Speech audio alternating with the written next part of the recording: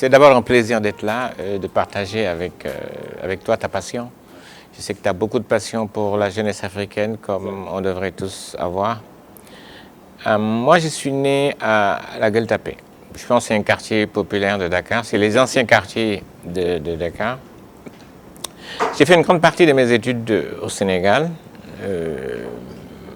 Après, sur le plan professionnel, j'ai beaucoup travaillé, ce qu'on disait tout à l'heure, malheureusement pour les multinationales. Exact. Pourquoi malheureusement? Parce que je pense que j'aurais pu mieux servir mon pays si le cadre s'y prêtait. Mais je pense maintenant, ma génération, comme beaucoup d'autres, nous avons été spectateurs. Et je pense que ça ne doit plus être le cas maintenant. On a des jeunes talentueux qui sont bien formés. Je pense qu'on va revenir dessus. Voilà. Après ça, je suis venu au Sénégal, après plus de 20 ans d'une expérience internationale. J'ai dit, je viens servir mon pays. Il y avait deux façons. La première, j'ai monté un cabinet conseil qu'on appelait Expert Vision, sur lequel j'ai travaillé. Après, je trouvais que je n'impactais pas suffisamment. Bon, je faisais beaucoup de formations. J'ai formé 1 millier d'Africains au CESAC où j'enseignais sur des métiers très pointus, comme la gestion du changement, qui sont de nouvelles disciplines. Exactement. Après ça, j'ai travaillé pour l'administration sénégalaise pendant 6 ans et demi, de septembre 2017 à janvier 2021. Mais tout ça, c'était l'objectif de dire, je veux servir mon pays. Parce que, vous comme moi j'ai bénéficié des bourses de l'État du Sénégal pendant tout mon cursus. Il arrive un moment précis où on dit, je viens, je rends. Ce que les Américains appellent give back. Je viens, je rends. Et je pense qu'on doit tous faire la même chose, de chemin inverse. Mais ce que j'ai dit, par contre, c'est que l'environnement n'est pas souvent propice. Moi, j'ai connu beaucoup d'amis qui ont fait le chemin, venir, après ils sont repartis. C'est arrivé parce qu'à mon humble avis, à un moment précis de l'histoire de notre pays, on a tous été spectateurs. On a été égoïstes, on a eu peur, et puis ça a généré ce que ça a généré aujourd'hui, une société où être compétent est un délit. Mais ça doit changer et ça peut changer. Je pense que ça doit changer essentiellement, ne serait-ce que pour les jeunes. On est dans des pays où la population est multipliée par 2 tous les 25 ans. Si on ne fait rien, ce qui va se passer, c'est qu'ils vont exploser. Donc, voilà, c'est une bombe qui peut être une opportunité si on a les bonnes personnes qui prennent les bonnes décisions et qui font les choses correctement. Et je pense que c'est sur ça qu'il faudrait qu'on travaille tous. C'est un problème très complexe. C'est un problème complexe. Vous parlez de journalistes, c'est très loin. Aujourd'hui, les sociétés qui font des pétroles pour des soudeurs, il n'y a pas de soudeurs au Sénégal. Il y a des métiers basiques sur lesquels nous n'avons pas. Je pense qu'il faut aborder ça sous 2 aspects. Le premier, c'est qui forme et on forme pourquoi. C'est ça la première question qu'il faudrait qu'on se pose. Vous l'avez dit tout à l'heure, on a beaucoup d'écoles de formation parce que l'encadrement n'existe pas. L'État n'étant pas un moyen de régler le problème de l'éducation, qui est une base, à mon avis, pour un pays, à fermer les yeux. Nous avons des usines, en réalité. 90% des jeunes, ils font ce qu'on appelle des matières littéraires, entre guillemets, des sciences sociales. Alors, la première conséquence, c'est que vous avez 2 choses qui sont très graves. Aujourd'hui, on se rend compte que le marché de la formation, que ce soit professionnelle ou la formation classique, vous avez 300 000 jeunes qui sortent chaque année et on arrive à absorber le tissu industriel que 30 000. Ça veut dire que chaque année, vous avez 270 000 jeunes qui sont sur le tapis. C'est eux que vous voyez sur les feux, c'est eux que vous voyez dans le secteur informel, etc., etc. À terme, ça peut exploser. Ça, c'est le premier problème. La deuxième chose, c'est, comme il n'y a pas d'encadrement, peu d'écoles font de gros efforts pour sortir des profils pointus. Ce n'est pas qu'ils ne veulent pas, mais c'est de trouver les bons formateurs et de payer le prix qu'il faut. Alors, ils sont dans une logique de masse qui fait qu'à la fin de la journée, on n'arrive pas. Mais pourquoi on est arrivé à cette situation, justement? Moi, je dis toujours, quand les gens parlent de formation, adéquation, emploi, c'est pour une très petite minorité. Mais dans la grande majorité, le problème de nos pays, c'est un problème de création d'emplois. Et c'est là où je dis, nous avons été spectateurs. Un État, son rôle, c'est d'encadrer, de créer le cadre favorable pour qu'un investisseur vienne. Ça me fait retomber sur une grosse opportunité qu'avait le Sénégal. Les lampions de la Coupe du Monde viennent de se terminer au Qatar. En 1971, le Qatar a eu son indépendance. En 1920, Qatar, les gens vivaient de l'économie de la perle. Ils étaient extrêmement pauvres. Qu'est-ce qui s'est passé? Ils ont eu un visionnaire qui a découvert du pétrole. Ils ont mis 25 ans pour commencer à exploiter. Ils ont exploité en partenariat. Et ce qu'ils ont fait, c'est qu'ils ont d'abord commencé à construire un tissu industriel. Et justement, c'est l'industrie qui crée des emplois. Et nous, ce qu'on aurait dû faire, ce qui n'existe pas au Sénégal, je pense que vous entendez de temps en temps le patronat qui dit on n'existe même plus. Ils sont sous-traitants de grandes entreprises étrangères aujourd'hui, le patronat sénégalais. Et il devrait être acteur. Ils devraient être acteurs. C'est pour ça, quand on parle de local content, on devrait parler de local content. Pour eux, c'est le contenu local. On aurait dû parler de contenu étranger et donner la priorité aux sociétés sénégalaises. Mais le secteur privé n'existe pas. Et je pense que c'est à ce niveau que nous avons loupé le coche. Par contre, je pense qu'avec les ressources qu'on a, malheureusement, ce que nous sommes en train de faire, qui est différent de ce qu'a fait le Qatar, qui dit « moi, je construis un partenariat », c'est de dire aux sociétés « venez construire, exploiter et payez-nous quelque chose derrière ». Mais ça ne va rien changer.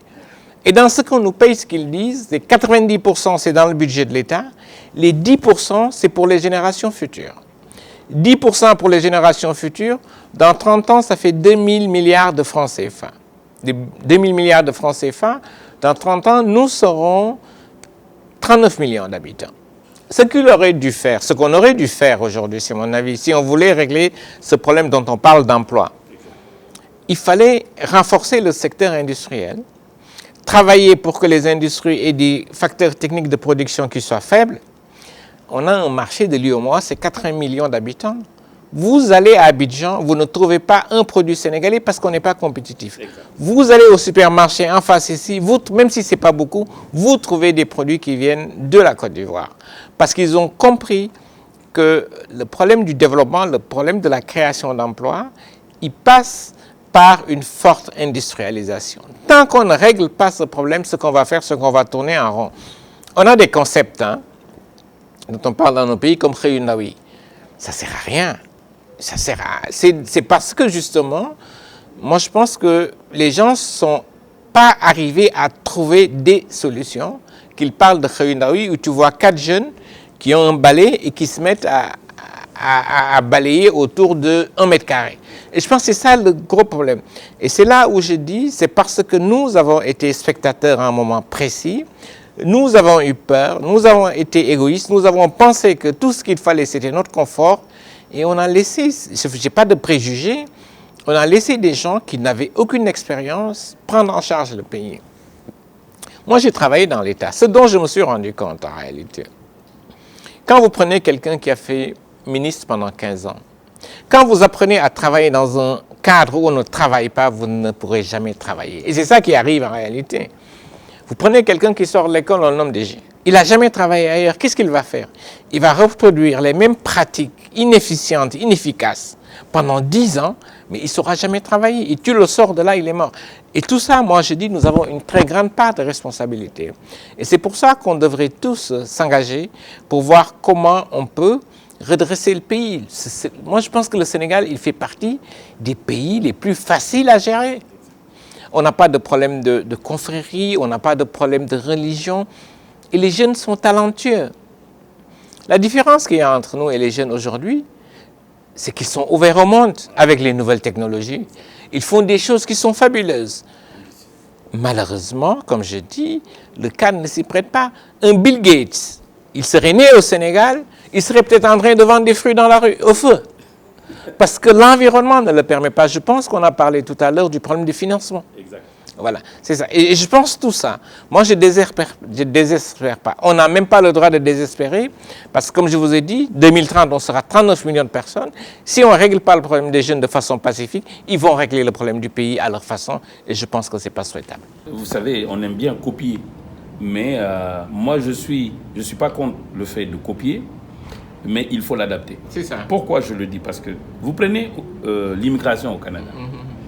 Vous voyez, on vous dit, vous devez être formé en tuyauterie, en plomberie, en soudure, vous l'avez dit tout à l'heure. Mais pourquoi on n'a pas ça? On voit par exemple au Sénégal des gens qui font la plomberie, qui font la soudure, mais qui n'ont pas de diplôme. Donc qui ne peuvent pas espérer accéder à un certain marché de l'État. Alors, est-ce qu'il y a une solution par rapport à ça? Est-ce qu'il ne faut pas ouvrir des écoles de formation où on parle de validation des acquis professionnels, où les gens doivent être formés sur une courte période, parce que le gars a déjà travaillé pendant 10 ans avec son papa, il a emmagasiné une expérience, il faut lui donner un cadre avec des projets concrets. S'il arrive à réaliser ces projets, on lui donne un diplôme, ça va lui ouvrir le marché local, le marché africain aussi, le marché européen et même américain. Vous en pensez quoi? Alors, ce qu'il faut faire, c'est qu'il faut valider ses acquis. Et le cadre existe. En réalité, je pense qu'il y a un problème de vision, en fait. En réalité, les gens sont relativement dépassés. Je pense qu'il faut, c'est d'abord ça. Il y a des gens qui sont très bien formés. Et surtout, il y a des écoles qui existent. Moi, je connais le CFPT, Sénégal-Japon, qui a fait ça. Il y a une école qui est ONFP, je pense que ça s'appelle également. Il y a des écoles qui font que ça. Mais ce n'est pas connu du public. Également, c'est ça le drame. Ça coûte excessivement cher. Mais justement, c'est l'État qui doit accompagner le processus. On ne peut pas laisser les gens dans une situation d'artisan. Ça ne sert à rien du tout. Et je pense qu'en formant la personne, on renforce ses capacités, on lui permet d'avancer. C'est une question de vision, en réalité, mais qui dépasse même ce que nous sommes en train de dire. On a mis beaucoup d'argent, on a mis beaucoup d'argent dans la formation, mais je pense qu'on n'a pas très bien réfléchi le contenu qu'on doit mettre dans la formation. Et moi, je fais partie des gens qui pensent qu'il faut donner plus de place au secteur privé qui travaille dans la formation, mais il faut l'encadrer. On ne peut pas fermer les yeux sur tout ce qui se fait, mais je pense qu'il faut donner plus de place. Mais il faut arriver à l'encadrer. Il y a également un autre problème. Hein. Moi, je vous ai dit, j'ai enseigné au CESAC il y a très longtemps, pendant 15 ans, et c'était essentiellement des professionnels qui venaient d'un peu partout. On ne peut pas mettre dans une même classe des professionnels et des gens qui viennent de sortir de l'école. C'est ce que je dis. Aujourd'hui, ils sont dans une logique de massification pour gagner de l'argent parce que justement, il n'y a pas un encadrement. Et je pense que cette question de validation des acquis professionnels, c'est quelque chose d'incontournable. Les Sénégalais, les maçons sont doués. Les électriciens sont doués. Les plombiers sont doués. Mais ce qui manque aujourd'hui, c'est qu'on les caloreurs sont doués. Ce qui manque aujourd'hui, c'est qu'on les accompagne. Il y a également autre chose. On achète pratiquement tous nos meubles, nos chaussures. Tout ce qu'on fait, ça vient de l'autre côté. On ne crée pas de la valeur. J'étais en train de faire des meubles. Ce que j'ai fait, je suis allé dans un catalogue, j'ai regardé, j'ai donné à un menuisier. Mais ce qu'il a fait est plus solide d'abord et mieux articulé. Malheureusement, tout ça, on ne le fait pas. Et je pense que l'État devait encourager. Et il faut à un moment précis protéger l'industrie dans certains domaines. Regardez les chaussures de Ngaï. Je suis peut-être mal placé pour le dire. Ça, je les ai achetées à 6 000 francs. Ça vient de Chine. Les chaussures de Ngaï qui sont beaucoup plus solides, qui coûtent 15 000 francs. Après, pour un Sénégalais lambda, la différence est très vite faite. Parce qu'en Chine, le gars, il te sort 10 millions de chaussures par jour, alors que notre gars, il t'en sort peut-être 2-3 par jour. Les prix ne peuvent pas être les mêmes. Il faut un moment précis que l'État dise « je protège », même si on est dans la mondialisation. Parce qu'il y a des moments précis, il faut dire on s'arrête, on protège certains domaines très précis. Si on ne fait pas ça, on ne va jamais y arriver. En fait, et je pense que c'est vraiment un problème global, c'est un problème de vision. Je suis parfaitement d'accord avec vous. Je pense qu'il faudrait qu'on réfléchisse d'une autre façon à l'enseignement. Parce que les jeunes sont doués. Nous, on n'avait pas cette chance. Ils sont connectés au monde, ils savent ce qui se passe tous les jours. Ils font des choses sur Internet. Vous vous dites, c'est extraordinaire. Malheureusement, comme je dis, le cadre n'existe pas parce que le marché n'existe pas, parce que l'accompagnement n'existe pas. encore, comme j'ai dit, ils ont mis en place ce qu'ils appellent l'ADER. C'est bien, mais ce n'est pas le rôle de l'État. Cet argent, on l'aurait mieux utilisé, on l'aurait mis à la disposition du secteur privé. Je pense que ça aurait été beaucoup plus efficient que de donner à un organisme public de lui dire il faudrait que tu distribues. En fait, il distribue de l'argent en réalité. Je connais un jeune qui a gagné le prix du chef de l'État pour l'innovation, Québec, qui est à l'ESP. Voilà, qui est à l'ESP. Parce que moi, j'étais président des alumni de l'ESP. Un jour, j'allais à Abidjan. Il a fait une très belle application qui permet aujourd'hui de savoir quelles sont les récoltes que tu vas faire. C'est des capteurs qu'il met. Exact. Dans tous les pays d'Afrique, ce qu'on fait, on prend un rendement moyen à l'hectare, on multiplie sur la surface en emblavé. Après, on sort des chiffres qui sont faramineux. Je le croise dans l'avion, il partait à Abidjan. Il dit, qu'est-ce que tu vas faire? Il me dit, grand, j'arrive pas. Je dis, tu n'arrives pas à quoi? Il me dit, j'arrive pas à vendre ma solution. Je dis, mais non, c'est pas possible. Tu as gagné le prix du chef de l'État. Il me dit, ça s'arrête là. Il allait à Abidjan pour rencontrer des associations de paysans qui étaient intéressés par sa solution. Alors que chez lui, il n'arrive pas. Mais ce qui est grave, c'est qu'il aille lui-même dans une organisation normale. Ce qu'on aurait déjà à l'ambassade d'Abidjan, ici, faire la mise en relation, mais lui donner du travail ici. C'est ça qu'il faut. Et je pense que c'est tout ça qui nous manque en réalité. C'est de façon globale. Je crois qu'on a un problème de vision. Dans la formation, on a un problème de vision dans beaucoup de choses. Excellent. On va faire une transition vers un sujet un peu plus technico-politique. Alors, qu'est-ce qui se passe aujourd'hui? Le constat. Le constat, c'est que les startups commencent à mourir lorsque ils sont créés. Les entreprises meurent à la création. Et moi, en tout cas, j'ai fait une étude et j'ai lu aussi des études faites par la BAD, par beaucoup d'institutions. Et à peu près, plus de 60%, je vais être généreux, plus de 60% des entreprises meurent à la naissance. Alors, je vais aller beaucoup plus loin, un constat. Les startups aujourd'hui dans le monde IT ont d'énormes problèmes pour récupérer les développeurs ou les IT moyens. Je parle de IT moyens. Pourquoi? Parce que dès l'instant que tu as un bon produit, la startup essaye de travailler avec ce bon produit-là, ce bon informaticien. C'est des grandes sociétés qui viennent le prendre. Alors ça, c'est un problème pour les startups. Et est-ce que aujourd'hui, c'est normal? Est-ce qu'il peut y avoir une solution pour permettre à ces startups de pouvoir survivre? Et je ne parle pas de vivre, mais je parle de survie. Parce qu'on est à l'heure de survie aujourd'hui.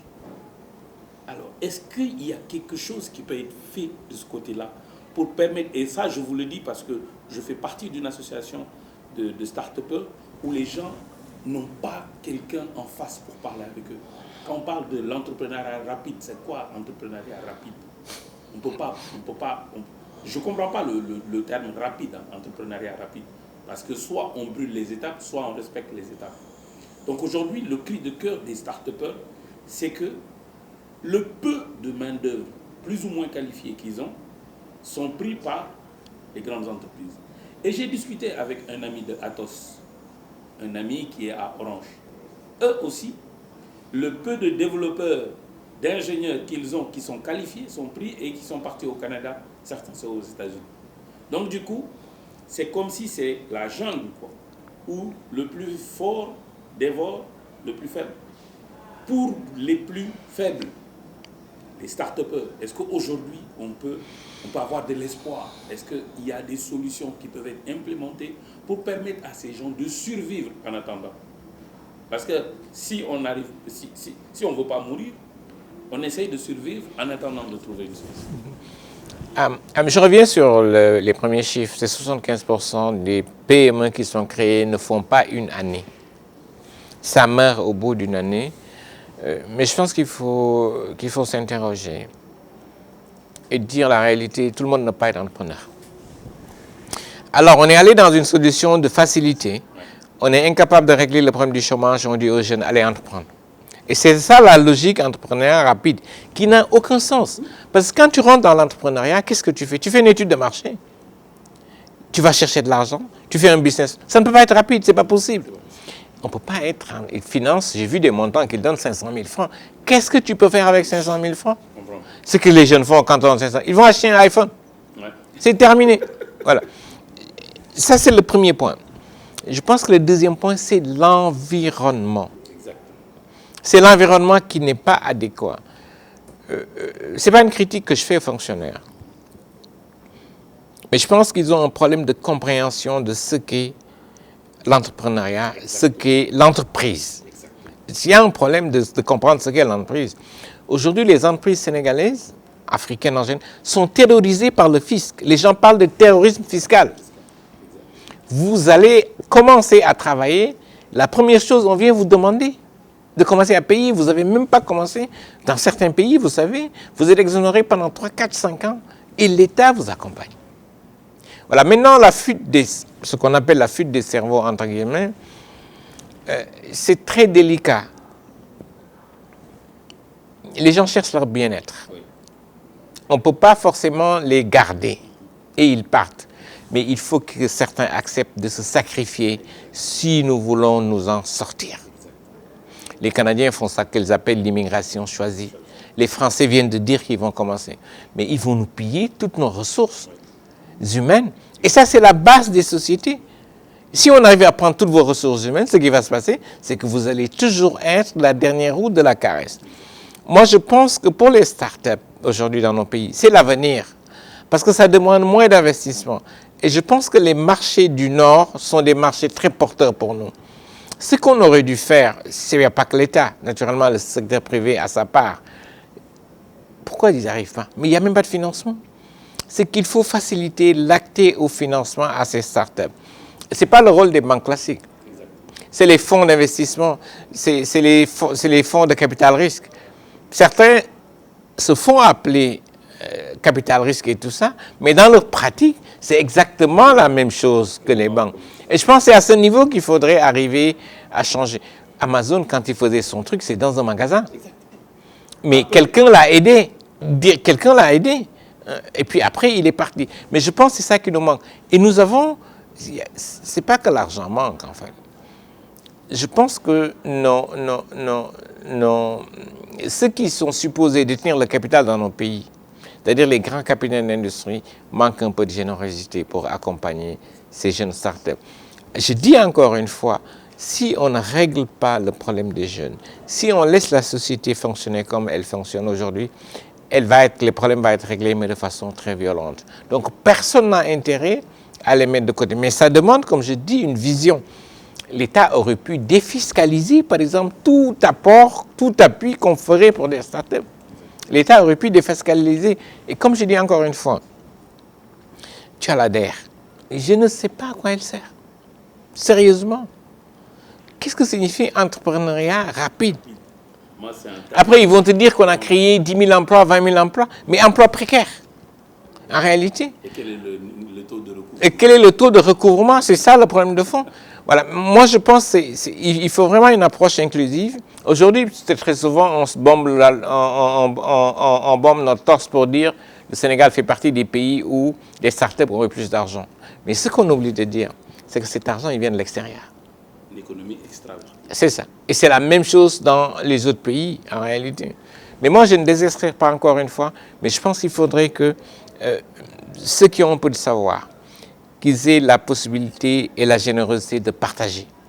Ceux qui peuvent rester travailler, qu'ils puissent travailler.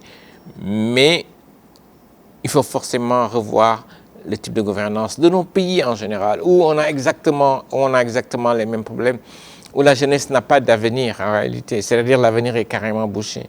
Voilà. Et tout existe. Tout existe pour qu'on s'en sorte en réalité. Et malheureusement, je pense qu'on a des soucis à ce niveau-là. Je vais peut-être vous donner la parole pour un cri de cœur. Alors, aujourd'hui, ce que Digital Lab for Africa fait, c'est essayer de former gratuitement la jeunesse africaine, gratuitement. la jeunesse africaine, les former, créer une base de données de nos étudiants ou candidats qu'on a formés et essayer de les placer dans les entreprises IT. Donc je dis bien, proposer des formations officielles là, on a un partenariat avec Microsoft, avec Google, avec Apple Developer, et ça continue. L'objectif pour nous, c'est de les former gratuitement.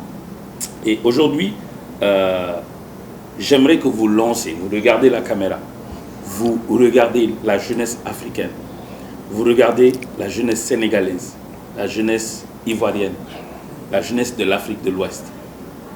Est-ce qu'il y a de l'espoir? Je commencerai d'abord par vous féliciter pour ce que vous faites.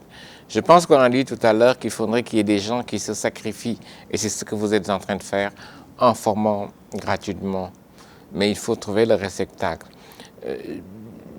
La pauvreté, la misère n'est pas une fatalité. C'est quand on reste sur le bord de route et qu'on dit qu'on ne fait rien, qu'on arrive à de telles situations. Je pense que la jeunesse, ce qu'elle doit faire aujourd'hui, c'est sa responsabilité, c'est de prendre le pouvoir. De prendre le pouvoir, de décider pour elle.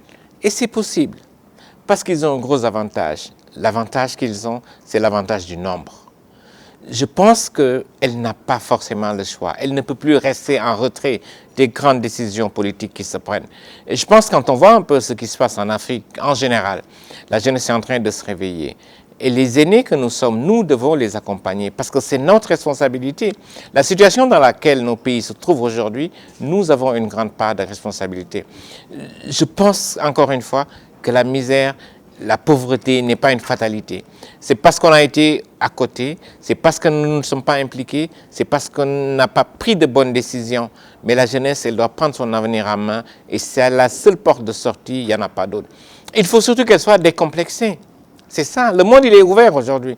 Les mêmes formations sont données en Afrique et dans les pays européens. C'est exactement les mêmes formations. Je pense qu'il n'y a plus de raison d'avoir des complexes. Ils font les mêmes écoles que les autres et ils sont meilleurs en général.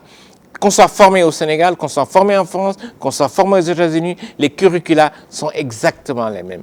Moi, je pense qu'il y a de l'espoir. Ce qu'il faut, c'est notre rôle en tant qu'aînés de les accompagner, mais c'est également le premier rôle, ça revient aux jeunes, ceux qui doivent s'impliquer, prendre le pouvoir et prendre les décisions pour eux. Parce que les aînés ne prendront pas les bonnes décisions pour eux, ils vont plutôt chercher à s'éterniser, malheureusement. Merci. Monsieur Lansana Sakho, merci beaucoup. Merci, tout le plaisir est pour moi. J'espère que je pourrai également, comme vous, apporter ma pierre à l'édifice et je serai tout disponible à le faire comme vous et essayer d'aider gratuitement. En tout cas, l'interview que j'ai fait avec vous, c'était un sondage parce que le dernier, c'était avec Emmanuel Bokeh. Alors, le sondage, je pense qu'on a donné 3 personnalités et à 85%, les jeunes ont demandé d'avoir une interview avec vous. Merci. Je ne sais pas pourquoi. Je laisse les commentaires sur la page YouTube, LinkedIn, Twitter et Tweetmax. Donc vraiment, merci. En tout cas, on vous suit. Ouais, merci. On vous suit et tout le mal qu'on vous souhaite, c'est que vous puissiez avoir le pouvoir de pouvoir exécuter ce que vous avez dans votre tête. Parce qu'on a discuté, tout n'est pas dit dans les caméras, mais j'ai rencontré un homme smart, j'ai rencontré un homme disponible. Hier, la semaine passée, c'est avec un texto que vous avez pris l'avion, que j'ai pris l'avion, qu'on s'est rencontrés à Dakar pour faire cette interview. En tout cas, merci et la jeunesse vous remercie. Merci. Digital Lab TV aussi. Merci. Bonne continuation Digital Lab TV et je pense que le meilleur est à venir. Merci beaucoup. Merci. Le meilleur est à venir. Merci.